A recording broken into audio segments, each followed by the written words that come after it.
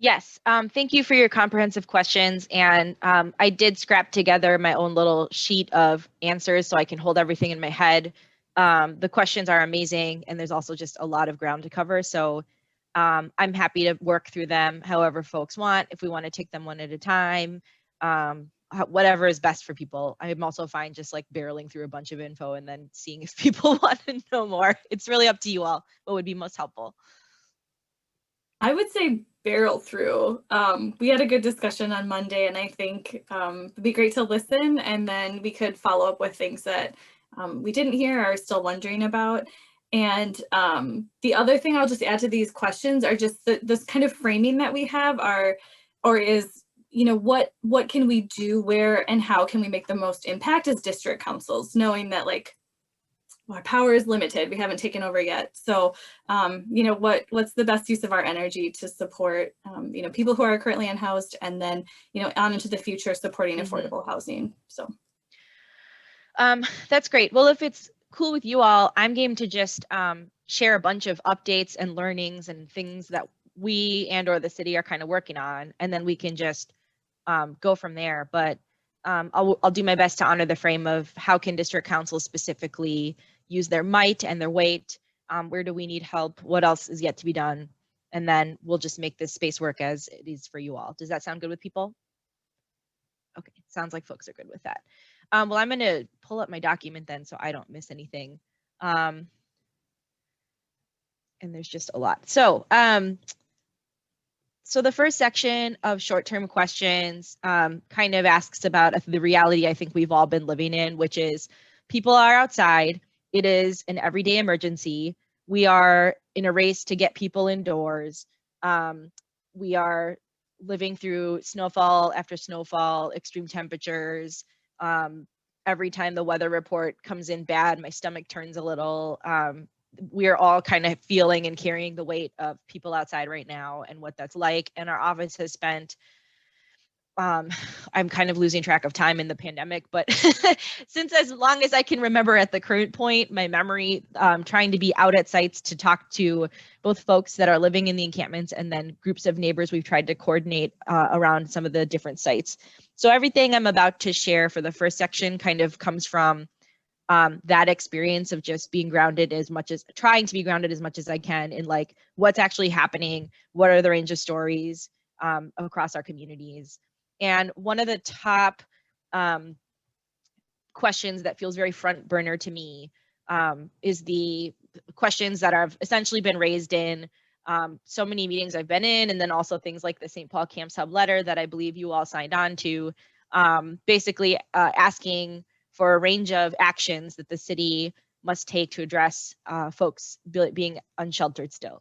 The first is, my recollection of the demands in the letter are getting folks into permanent housing, which is something that we are chasing after as a ward office. There's a couple different funding streams and types of permanent housing configurations I'll talk about in a second. The second has been like indoor shelter options and just expanding shelter capacity in Ramsey County. And that is things you all are aware of, like the Bandana Square family site that came on, the Luther Seminary site, Listening House, Freedom House, the Bethesda Hospital site. There's all kinds of different sites that Ramsey County has worked to stand up. And then also, we have opened 3 city facilities, just city assets that aren't being used to create more shelter options for people. These are still, the 3 city facilities, as I understand, are still group sleeping areas with cots that are spaced out. And I've learned in the advocate community and within the social service provider space that there are a range of opinions and many folks feel strongly, and I understand and empathize with this point of view. And I generally share it, that being in your own space for COVID safety and then also for just a sense of like dignity and autonomy is really important. So that's offered in Luther. It's not offered in places like Nicollet Pavilion, where the space just doesn't have individual rooms. It's like an event space in a park center, but it is in the degrees of better than being outside. If folks find that option to be good for them, that is another option to be good for them. But I want to acknowledge some of the nuance to more shelter space because that is a part of it. So those are efforts that have been made. And then there's additionally right now a city policy that I think is best summarized as encampments are tolerated and or supported to different degrees. And then if there are major risks deemed at different sites, which is at the discretion of the administration, the Department of Safety and Inspections, our folks from the city departments that are out there, the decision gets made by basically the mayor's administration, whether or not a camp is being closed and cleared out. And from the jump, I have said and continue to say, I think it's really important that we not kick people out of the only temporary shelter they have. We should obviously get people indoors if we can. You should not make somebody move unless you can offer them a real space that is good for them, that they are able to take, whether that's a housing option or a shelter space with their things stored. People get their stuff displaced when they have to move. There's a risk of COVID spread when you're made to move. All of that is part of what we're dealing with. I think there's room for major improvement on the criteria the administration uses to clear sites. Some places have had full-blown propane tank explosions and tents catching on fire. I understand that. That's incredibly scary. It's incredibly unsafe, and every site is different. And if one tent is having a fire issue, does that necessarily mean the entire camp has to get cleared? Our fire department goes out to sites and makes those kinds of assessments. And so I think as a policymaker, I'm in a bit of tension with our own like technical experts or folks who we're supposed to respect the expertise of, because I do think there's a risk of like drawing an overly broad conclusion for a given site. You could also look at any tent outside right now and say, fire hazard, gotta go. Like there's a broad subjectivity to a degree with that. And we run the risk of displacing people further if we are not really tight about that. So I wanna name some of the nuance in like policy and the variations of how the city even views campsites. A barrier to, so one of the things in the letter that we got was like pause all evictions, stop clearing the camps. This is a position that I share, that Councilmember Yang shares, but beyond that, I think that there is a political barrier in that in order to actually like pass a policy that would formalize that, you would need likely a supermajority of our council, if not a majority, and you would also need administration support. And we're just not there. We are trying. I talk to my colleagues about homelessness every day. We are constantly talking to the administration. I believe that a lot of what the administration has done to stand up shelter and create places for people to be is actually really good work and deserves recognition. And at the same time, these remaining issues of how I just don't think we have yet solved for and are addressing a reality of there's still a population outside that for all kinds of issues doesn't want to be in shelter because there's just different choice paradigms they experience that people who are housed like can't even conceive of, having to choose between different things that they're having to leave behind, losing their stuff. So I would love to get to a place where, and we are actually trying to work on some policy right now that would do this, improving and tightening up, if that makes sense, the criteria by which camps are closed and cleared, and then the communication that is required, the notice that needs to be given, like formalizing a lot of the standards that I think should exist, while we work toward a reality where we have a sanctioned zone versus a tolerated zone. Like that's not the same thing, right? And so there's political barriers to that that we're working on. There's budgetary. So the city has invested resource into services at a number of sites like hot meals, sanitary stations, trash in some spaces, but there continue to be lots of gaps, like having bathrooms. We need to be able to look at how to fund electricity, how to fund running water, how to fund safe outdoor heating.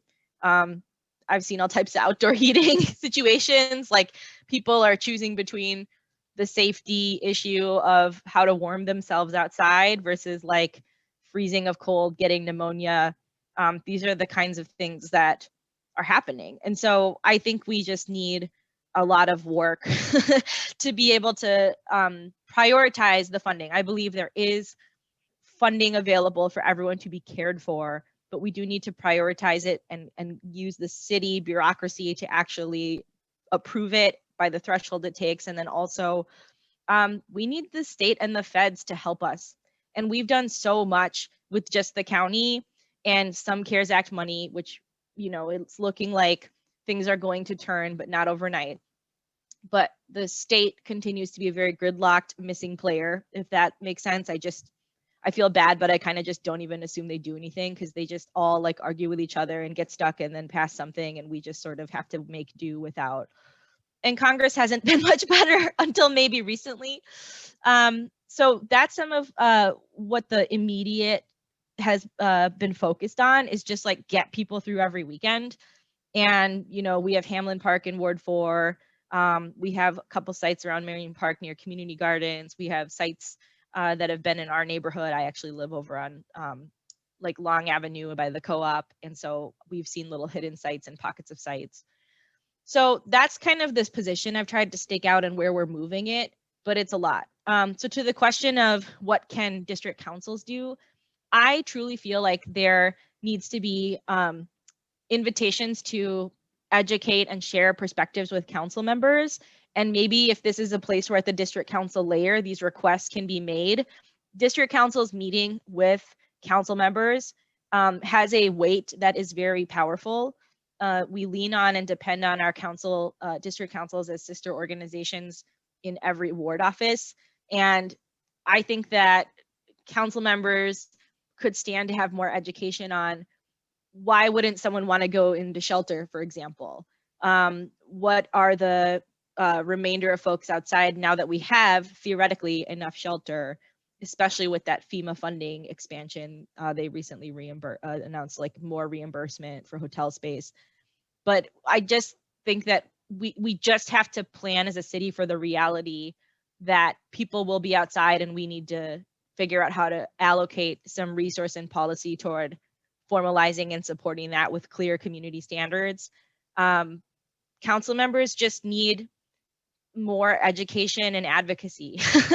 I think that a fear that council members have that I certainly understand is, well, if we sanction a place, it's going to just like get out of control. Like I definitely sense a fear of these are vulnerable folks. They shouldn't have to be outside at all. If they are outside and we try to create that middle ground, there's all kinds of risks that could happen. Like people, I think, are still, I understand it, but like there's a lot of fear-based thinking around this policy area. So I hope this is activating some ideas for y'all of like how we could show what's possible. And a resource I've been trying to share is in the St. Paul Camp subletter, there is like a national best standards for encampments. And that resource is something I combed through over winter break and was looking at. And it really does lay out, here's like 6 principles for supporting encampments. And it does actually say fairly clearly a lot of practices. And it also specifically and over again cites relying on neighborhood networks who have formed to actually work in coordination. Like you have to just be willing to be in a coalition style, like co-governing model. And I think that some leaders get that and some don't, or, you know, but I think sometimes there's opposition because people are just like, that's not in my values and I'm opposed. And sometimes there's opposition because folks are still understanding what could be. And I'm trying to kind of, I think a good organizer sees both and looks for both, like always looks for the opportunity, but also knows when it's a hard wall and it's like, it's not actually worth banging my head on this. So just in case that's instructive for you all, I think that's how you can use your convening power. I'm just scrolling through the list, but while I'm trying to catch my breath and see the next questions, do you all have any reactions or thoughts on that stuff? This is kind of related, but I'm just curious about if the city, with the 3 sites that you mentioned, are they looking at all at, and I guess I don't even know what the sites are, so what would be possible, but like any kind of renovation that would like separate out the spaces? Because part of, I mean, like obviously winter's not going away, but we also know that COVID isn't either, especially with our, you know, communities of people who are unhoused. Like it's just, it's something we're going to be dealing with for, you know, on and beyond when like many of us get vaccinated. This will still be something that we're going to deal with for years to come. So I wonder if like, I don't know if there's a question here, but like if the city has any plans to expand like shelter with dignity that could serve, you know, the both of those things, like people during the winter and then also knowing that we'll be dealing with COVID for a while. We're going to be, yeah, I agree with you, and I've been saying we're going to be at this all year and beyond. There already was an annual cycle of supporting unhoused folks in our community, but so I think there's a few pieces to it. The first is what I spoke to about the city getting to a place where, as a policy, we are like choosing to support a range of outdoor sites. The second is keeping up the shelter investments we've already made year round and making sure that we are not losing shelter capacity throughout the year and that it's not only seasonal, because that's actually really important to not. We were already behind, and so us being caught up now to the seasonal demand doesn't mean that we're actually going to hold, especially when you talk about like eviction moratoria expiring and economic downturn just finally chipping away at people. Like we're going to be in, it's going to get worse before it gets better.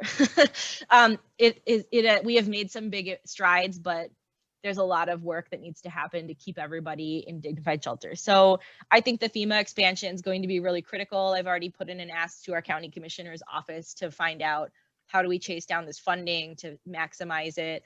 I think that a gap we need to solve for is just people having places to go so that you're not in the revolving door of camp, shelter, camp, but that you're actually going camp, shelter, supportive housing, and or your own place. So the piece that we're really going at now, and by going at, I mean like I talked to Aisha Gomez on New Year's Day. Matt is like convening teams of staff. We are like hitting up our philanthropy friends. Like we are attacking the barriers to figuring out, like we need permanent structures that people can live in. We need to, as a city, be willing to like punch through red tape, like random zoning restrictions, state building code. We need money. We just need to figure out if you can get a unit of a indoor village dwelling, what are we talking about start to finish to fund that? And then we just have to get like philanthropy and state and county and city money all at the table. So I think that is the piece that I feel we're always in emergency mode. And so that project that actually gets us out of the emergency is like burning at a lesser capacity than the constant like crisis of getting people outside into, like the deputy mayors told me about going out and seeing and meeting a woman in a camp who then like needed to get inside that night because someone in the camp was like making threats to her that morning, and she just like happened to get to her that morning. Like there's just hourly needs going on. So and Matt, you've been in those conversations with staff about like everything too, if you want to add things, but it's been DSI, it's PED, it's like everyone in the city who's in the department side and has a piece of this cog in the machinery to clear out the bureaucracy, get people in homes. Yeah, and I think one big picture thing I would say is some of the solutions we're working on proactively, like tiny homes and other things like that you all asked about. I will say one headline I want to make sure we deliver is that the administration is very much on board to help push this forward. And the only reason I say that so directly is because that means that our department staff are also then on board because they report to the mayor. So that's worth saying only sort of as an inside baseball thing, and that we actually have the political capital to push. The other thing I'll re-up from what Mitra said, which is so critical, is part of our challenge hasn't necessarily been whether we can create separated spaces that individuals can live in. It's not the difference between shared space and individual space, because we've actually been able to find a lot of individual space because the fact that COVID's impacts have impacted colleges means that there's a lot of dorms with individual rooms that we can actually take advantage of, or the hospital that happened to close down. And so those are already ready, built temporary spaces.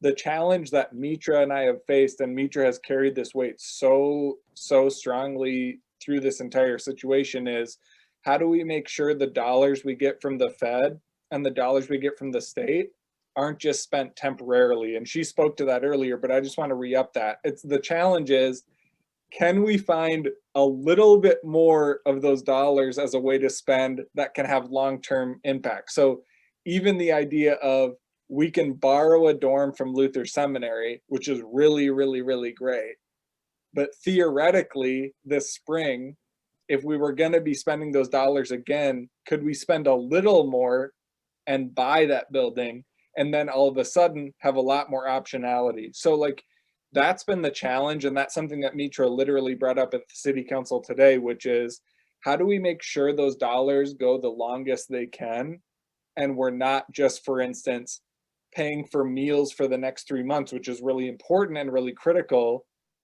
but we could spend on food, you know, like we could feed everybody and it would take a lot of money, and that's good. But then how do we also make sure we have things that are not just for the day and the moment? So like, how do we leverage?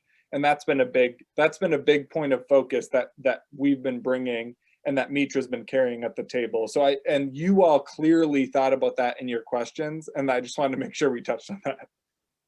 And I would just, to add on to Matt's point about the funding, you know, we are getting the Biden plan for America now includes like a massive increase in local government aid. That's a huge deal.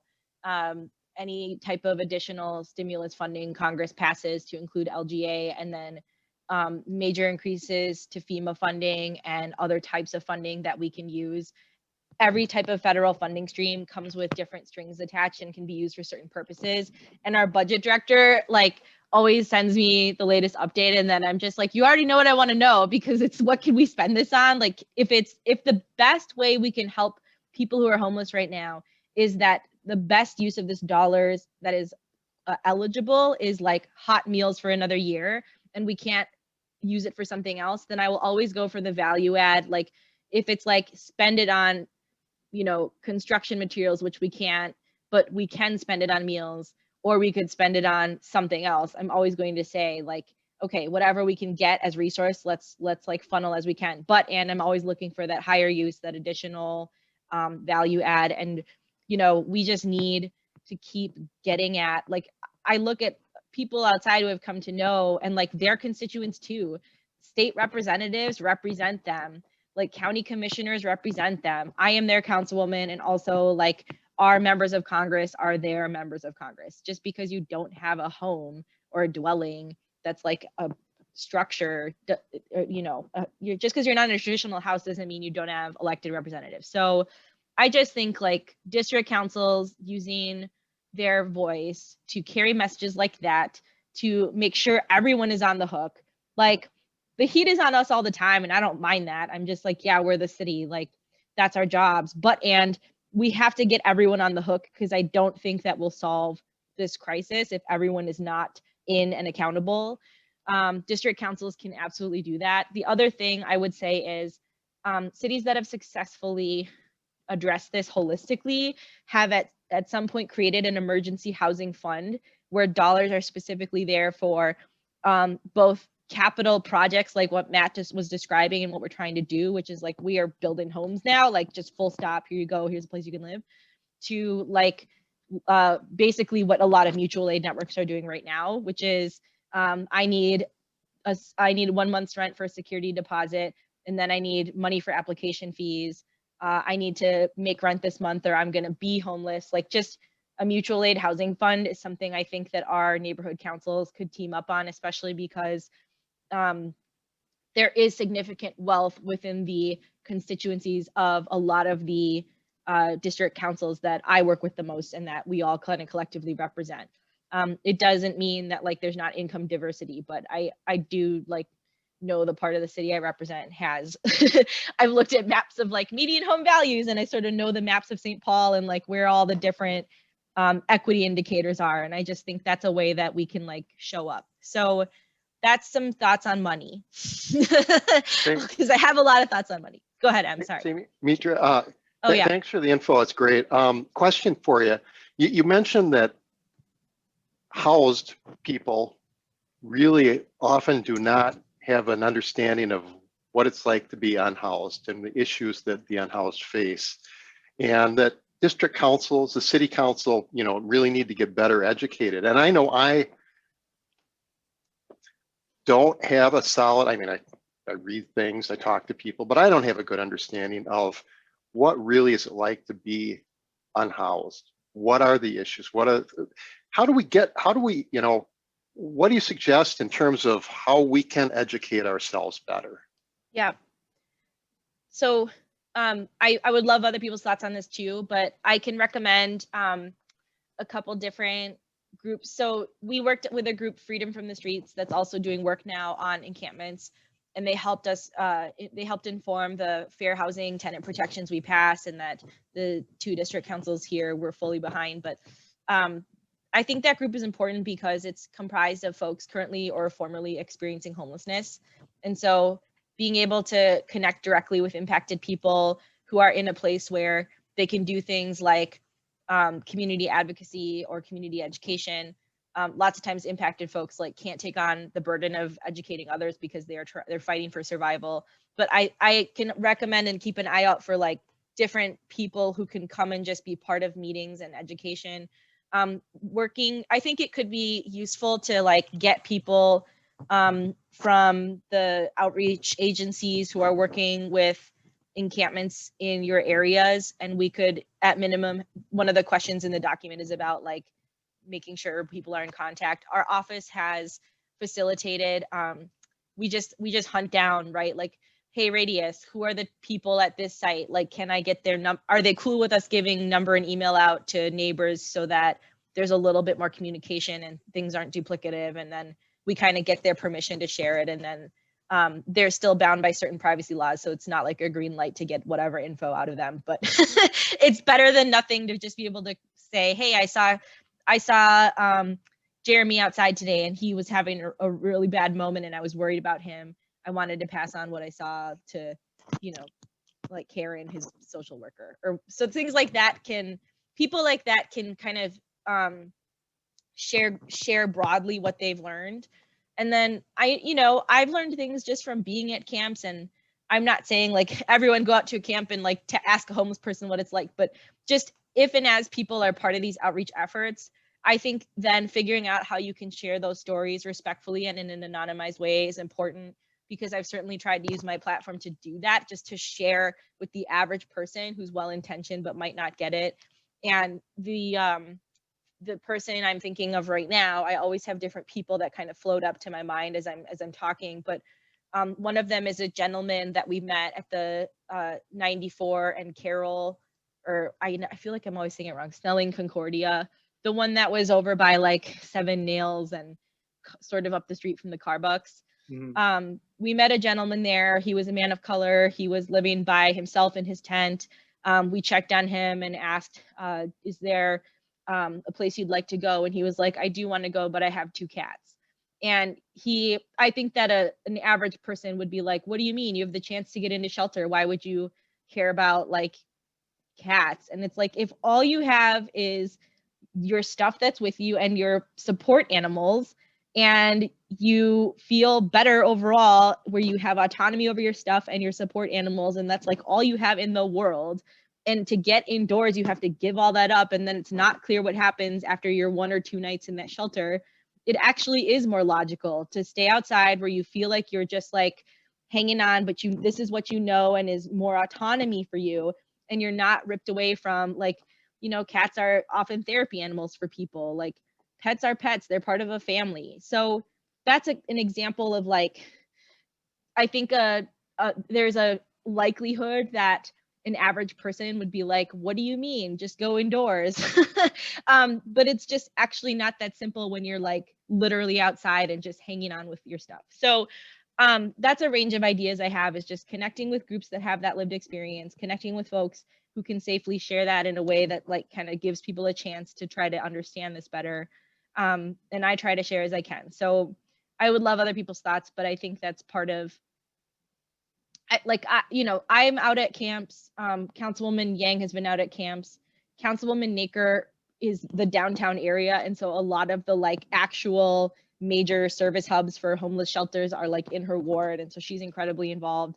But not all council members have necessarily like gone out and talked to people living outside right now in their wards. And, you know, I think it really changes you once you do.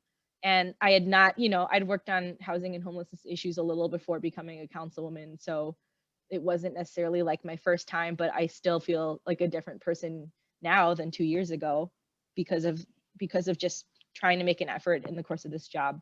I feel like I'm over explaining this answer, but I just wanted to make sure I kind of explain where I'm coming from. Yeah, I was going to advocate for like building relationships with people as if they're like neighbors as well, like you would anyone else. And like that can lend to like a real understanding when you talk to individuals, like the day-to-day choices that they're making. And also like thinking about community safety, it's so much, it builds a sense of community when if you see someone and they're having a hard time, you maybe are able to lend a resource rather than like think of it as like a danger. Yeah. Because so much of it is like a perceived like moment where you don't know that person, you don't feel comfortable handling it, and so you call maybe like the police or some, you know, like an entity that also doesn't know them. But yeah, having resources available and being able to lend those as a gesture as well. And Yeah. and especially because this group is so proactive and sort of mindful about wanting to find a good way to address these issues. And even like Dan mentioned, like the challenge is, even if you're really well-meaning, like what's the most effective way? Like what's the best way to interact with folks that's not, you know, too showy or too brutal or too whatever. Like it's hard to find a way to interact. And one thing that jumps to mind is I know you all have been connected to the shelter manager at Stoop Hall. And maybe for instance, if there is a situation that he could point to of where a few folks are interested in like going for walks with people, or a few folks are interested in Sure. learning about the neighborhood, and maybe someone who already lives in the neighborhood could help give advice or something. Maybe there's a way that you could then meet those people that way. Because I think those folks in Stoop Hall, just for context, a lot of them have their room through the winter. So like they are There's really, some like stability. I mean, they sort of are living there, you know, they sort of like have a new neighborhood. I mean, a lot of those people are like, oh, I live in St. Anthony Park now. Like I mean, I'm assuming it's kind of funny for a lot of those residents because they're like, oh, this is my neighborhood. I live here all winter and through the spring. And so maybe there are ways where those people say, oh, I've never been here before. I don't know where I am. Like, what's a walking route? What's a, you know, so there might be ways to connect that way. And I think like with the understanding of not going into it like voyeuristically or Right. like condescendingly, where it's like, I'm using this connection to improve myself rather than like looking at this person as a human being with like a full life and just as much like knowledge and understanding. And it sounds like maybe condescending to even explain this, but in working in encampments, like people can interact with people in a really demeaning way, and that just lends to, I don't know, furthering trauma and things like that. So just being aware of that too, I would say. Yeah, I second all of that. And I mean, if there are folks that just live near encampments and are like figuring out how to engage with that just as an everyday person, I've seen neighbors like go to camps and just not be empty-handed, like scrounge up like a few pairs of gloves and or non-perishable, like, you know, legit food you can offer someone. And just Coffee, have a so bag good. of like yeah, just don't come empty-handed if you can help it. I've asked, you know, is anybody home? Like I just try to knock on the door of a tent or talk to anyone I happen to see outside, and from a distance just wave and then come up and introduce myself. And I tend to say like, hi, my name is Mitra. If it's in an area that I live near, I say I'm your neighbor. I also represent this area in the city council, and we're here checking on people today. Want to make sure you know about, and we actually like have just been spending a lot of time getting word out to people that if they want to go inside, they can. A lot of people outside just like don't know that there's places to go now. Like they know the usual spots that have been up for years, and that's like word on the street, but they don't know that like Duluth in Case is a thing, or a lot of folks are not aware of Luther. We helped somebody get into Luther the other day. So like I, as a government person, have taken on a lot of the like, I want to like see how you're doing and if there's something you need, and if we can share info about places you can go inside if you want. And trying to not push people like that awkward vibe that can come up of like, we want to make sure you know about getting inside because get out of here. Like it's truly like a choice. Like it's about choice, agency, information, empowering folks with information. And I think neighbors could do pretty much all of that. If we want to share that info, we can, but you can also just say, I live in the area and I just really care about you being okay. What could we do to help folks living here, including yourself? And then sometimes they say stuff and sometimes they don't. And just really depends on the person. So that's what I've learned is, you know, no one like trained me to go talk to people who live in camps. I just sort of like showed up and used my best judgment. And this is what seems to have been the best. And I'm sure there's folks on this call with more experience than me on that, but that's what I've learned. Catherine. So my sister works with homeless population in Hawaii, and a lot of the folks who are there have mental illness, and some to the point that they might have a home and don't even know, because of whatever their circumstance is, either with medications or whatnot, not being able to have those, that they still have a home or something like that. Is there an agency like that in St. Paul or in Minnesota, I guess? An agency that is working with folks with mental health issues who are homeless? Yes. So there's a few. I know of a couple different ones that specialize and then some that just generally include that. So what I think would be best is we can share our list of like outreach folks that are working in St. Paul that are, it's specifically people who can make a referral, like they can go out, talk to someone, get an understanding of needs, and then also be like, here, I'm giving you this referral so you can get into XYZ place or service. So we have a comprehensive list of providers and we can get that to you all. But that's important because it's helping people access the structures. There's a whole, like a tab I could open up here about what I've learned on like just the range of experiences people can have with outreach workers and how some that like everything else is good, bad, and ugly and a mixed bag. But we try to make a good faith effort to help people access that because it can help people. And I don't want to cut folks off from that. One thing was It would I mean was going to ask about is like harm reduction and like Yeah. shelters with low barrier and like that lens as well, especially like if it's like providing structure, maybe having like sharp spins and like Narcan trainings and things like that. Yeah. So this is part of where I was talking about like exploring an ordinance that would formalize encampments and policies better.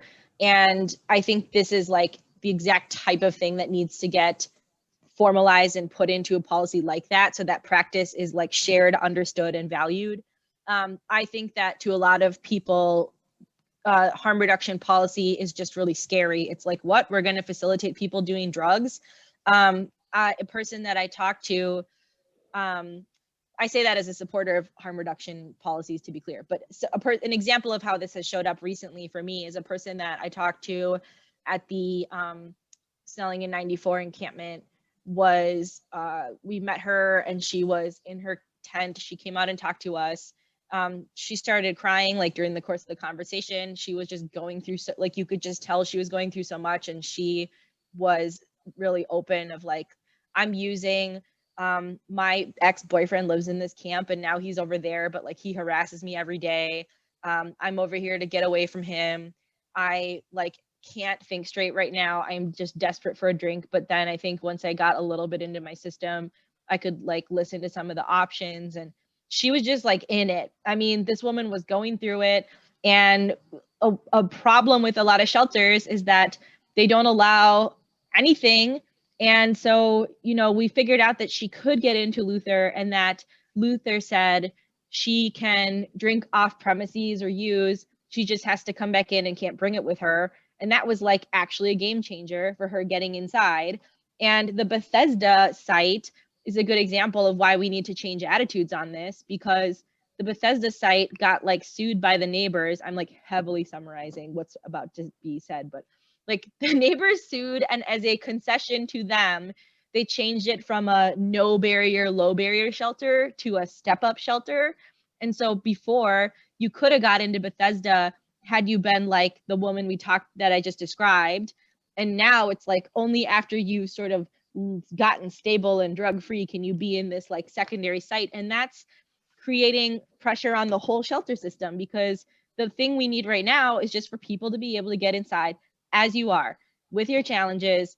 Like, we want to create the ability for people to be at supervised sites where you can practice injection with trained staff, where there's Narcan, sharps can be safely disposed. Like, this type of stuff is what saves lives, and it is terrifying to a lot of average folks who just don't have the like education or experience firsthand with substance abuse and like helping people make choices that are safe. And so that's a little of what I've learned and think about, and where I think we need to get to.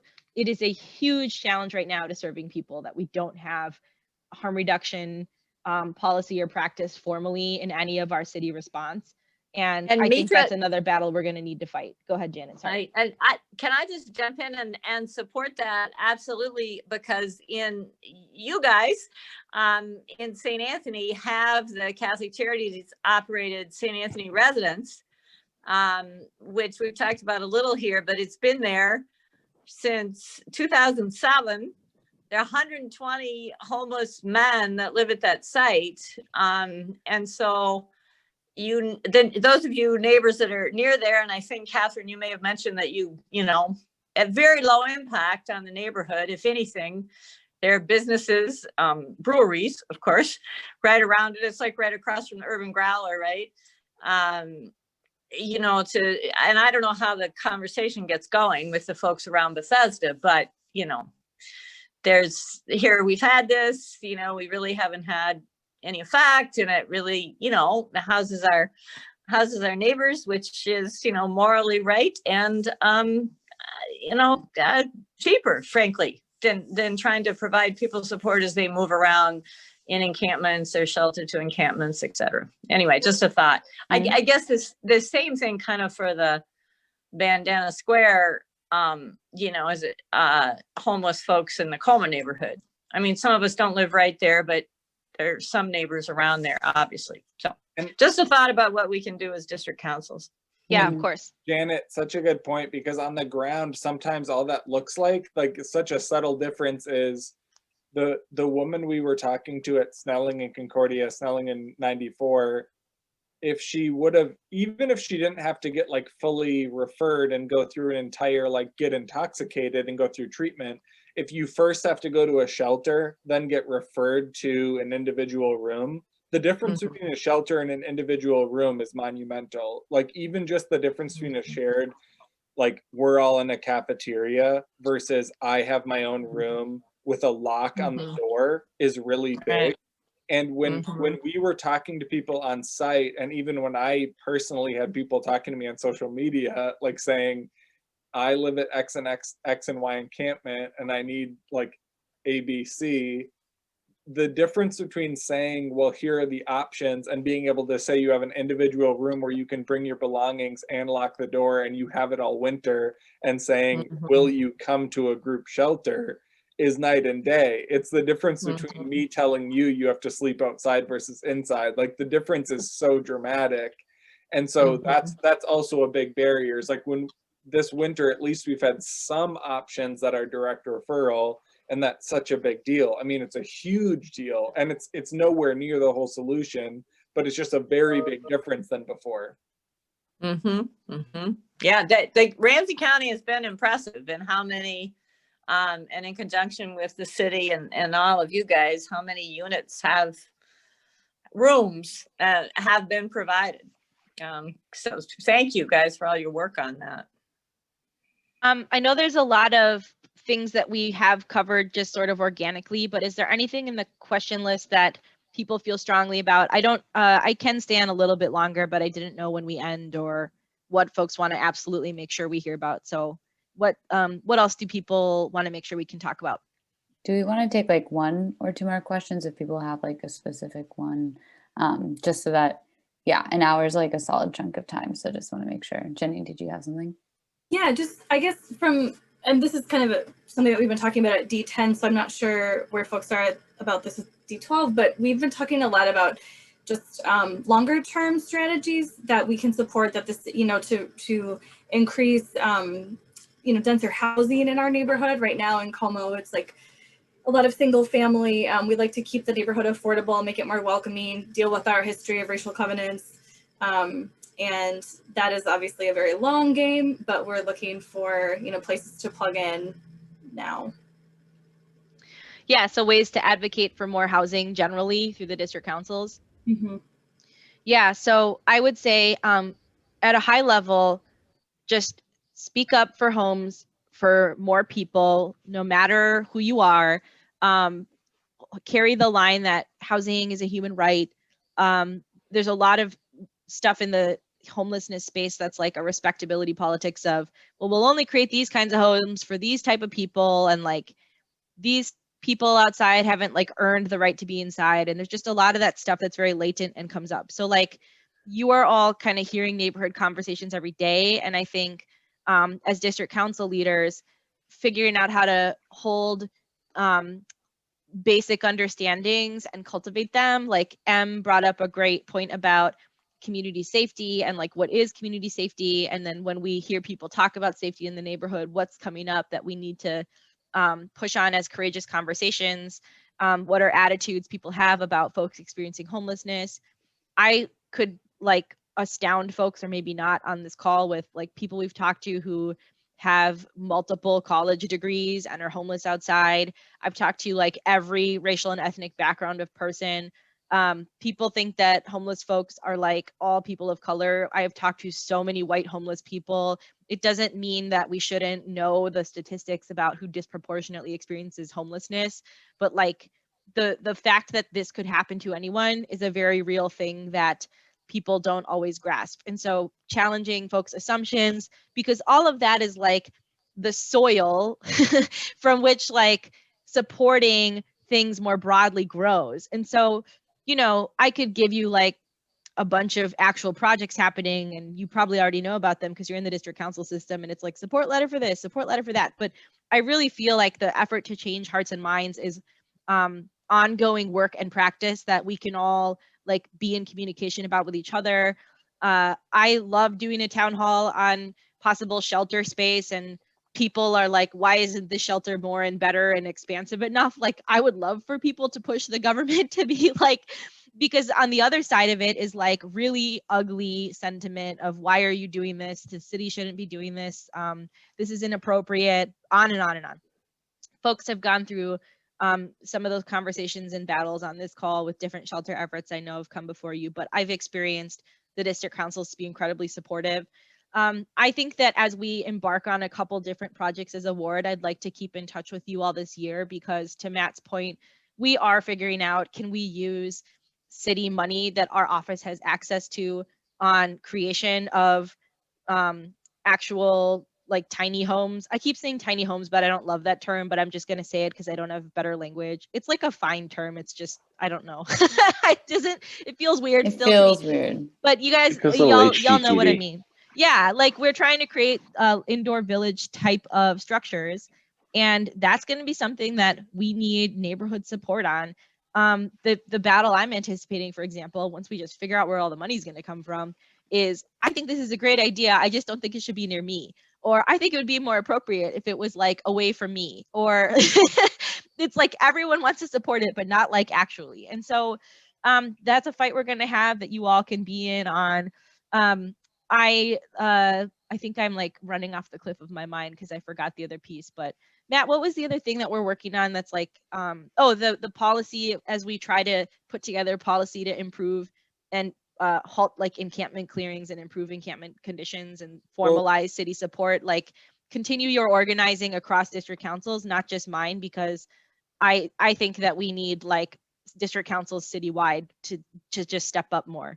And Matt, go ahead. I know there's something else. And even just to lift up parts of what Mitra already said, the idea of the most direct action district councils have is approving stuff that comes before them. And the district councils we're talking to tonight have already done a really good job of that, but it's still really, really, really important.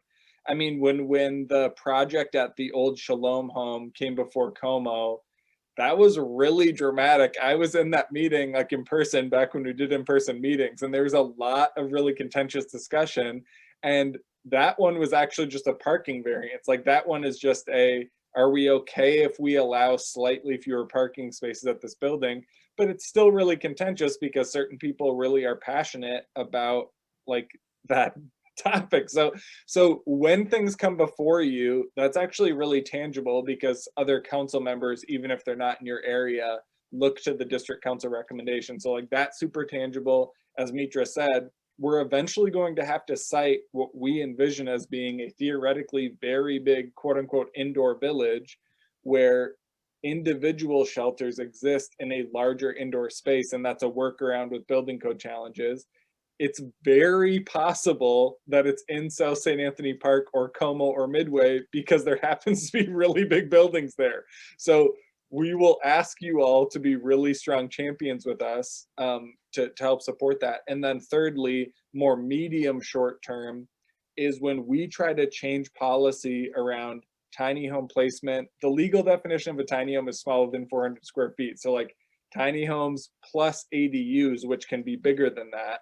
When we try to change those policies this spring to allow for bit by bit solutions, like if everyone on this call housed an ADU in a house in their neighborhood, that would be a lot of homes.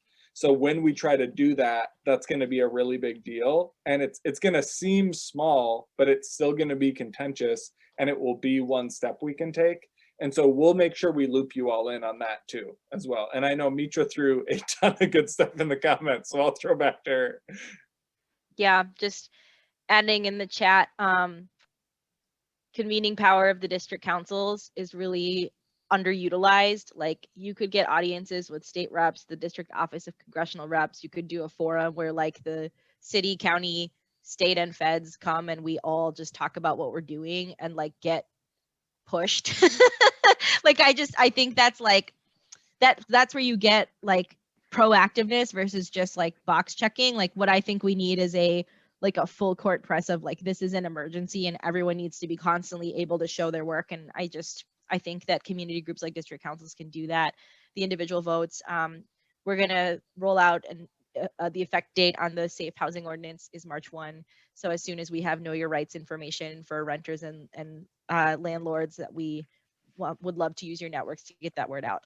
And then there's a question about the Planning Commission project that the Planning Commission did not support. And yeah, I'm definitely doing my homework on that proposal. There's a housing proposal at the corner of, I think it's Lexington Parkway and University. There's a mix of units in there, but I think that the lowest was at 60%. Matt, does it go lower than 60% AMI? I can't remember, but I don't think it was. It was like super roughly about half of the bedrooms in there were going to be about 50 or 60 AMI. Okay. So there was a mix of market rate and then 50 to 60% AMI. And the pushback from a lot of the community is this still isn't affordable to a lot of the residents of this neighborhood, which is also important historical context to name. It's mostly serving or in the Frogtown and Rondo neighborhoods where there's the displaced residents of the Rondo neighborhood and then historically impacted communities of color. So that is part of the context and why I think looking at projects in context is important. I also want to see, can the city use different funding sources to improve the affordability of the project? Would that ultimately be a win to the community folks who oppose it? Or sometimes it's like, are we talking about no building versus affordable but not affordable enough project, or slightly more affordable versus project? Like I'm trying to understand what are the actual choices on the table.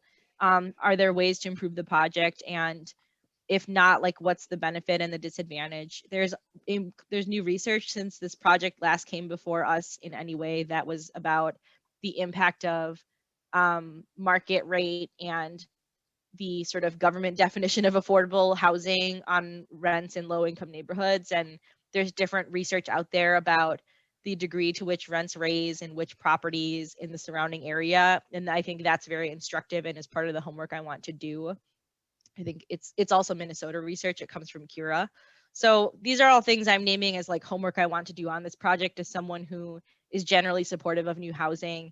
and I think this particular project is like a perfect storm of all the tensions in urban development, because like we just don't have the federal and state support to make new projects actually affordable to the poorest people in our community.